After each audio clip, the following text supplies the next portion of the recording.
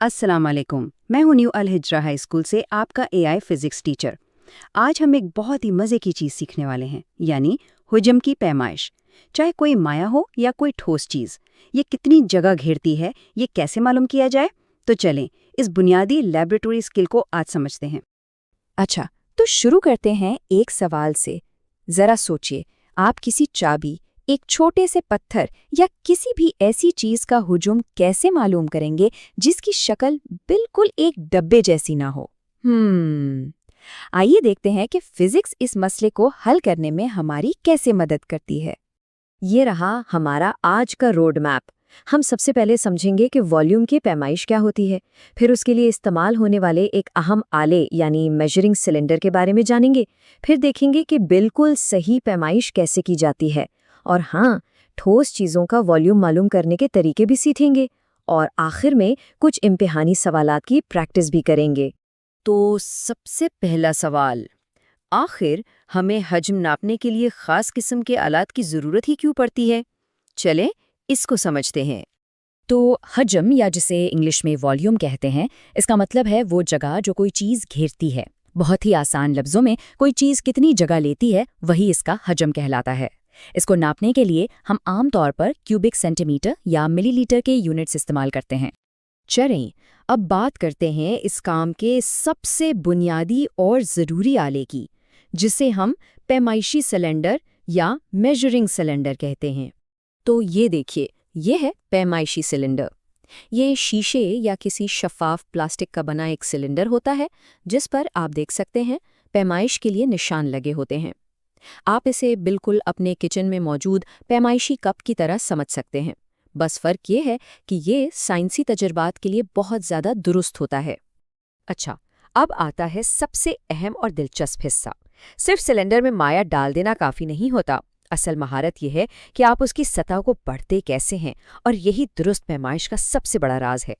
देखें, जब भी आप किसी ट्यूब में कोई माया जैसे पानी डालते हैं, तो उसकी ऊपरी सतह बिल्कुल फ्लैट या सीधी नहीं होती, उसमें एक हल्का सा खम आ जाता है। इसी खमदार सतह को मेनिस्कस कहते हैं।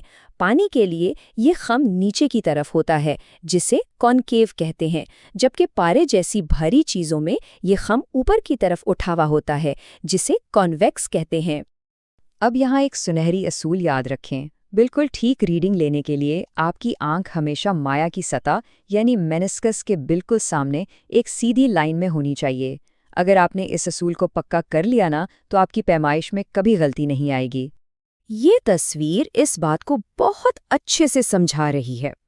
अगर आप ऊपर से झांककर या नीचे से देखेंगे, तो आपको जो रीडिंग नजर आएगी वो गलत होगी। इस गलती को पैरेलैक्स एरर कहते हैं। तो हमेशा याद रखें, इससे बचने के लिए आंख को माए की सतह के सबसे निचले पॉइंट के बिल्कुल सामने रखना है। ठीक है, तो अब जब हमने माया का हजम ठीक ठीक नापना सीख लिया है, तो चलें अपने पहले वाले सवाल की तरफ वापस चलते हैं कि भाई किसी बेतरतीब शक्ल वाली ठोस चीज़ का हजम कैसे मालूम करेंगे। पहला तरीका तो बहुत ही सीधा साधा है। इसे डायरेक्ट इमर्जन कहते हैं। सबसे पहले सिलेंडर में थोड़ा पानी लें और उसका हुजूम नोट कर लें। ठीक है, अब बहुत आराम से उस ठोस चीज़ को पानी में डुबो दें।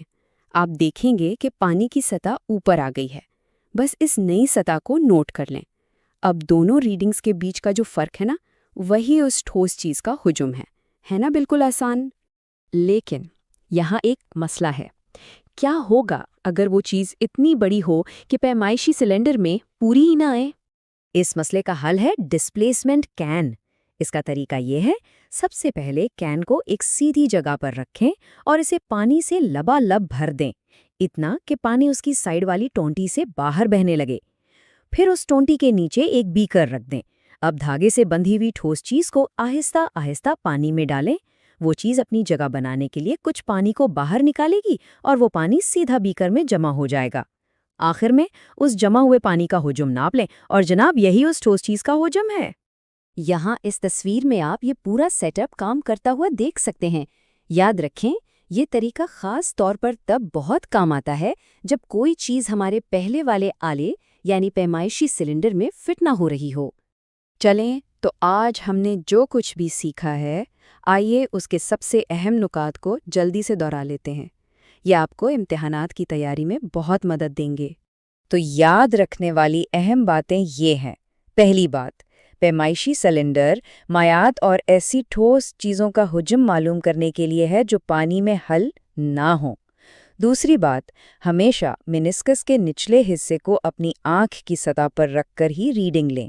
تیسری، کسی بے ترتیب ٹھوس کا حجم پانی میں ڈوبنے کے بعد پانی کی سطح میں آنے والا فرق ہوتا ہے۔ اور آخری بات، بڑی چیزوں کے لیے ہم ڈسپلیسمنٹ کین استعمال کرتے ہیں، اور اس سے جو پانی باہر نکلتا ہے اس کا حجم ہی اس چیز کا حجم ہوتا ہے۔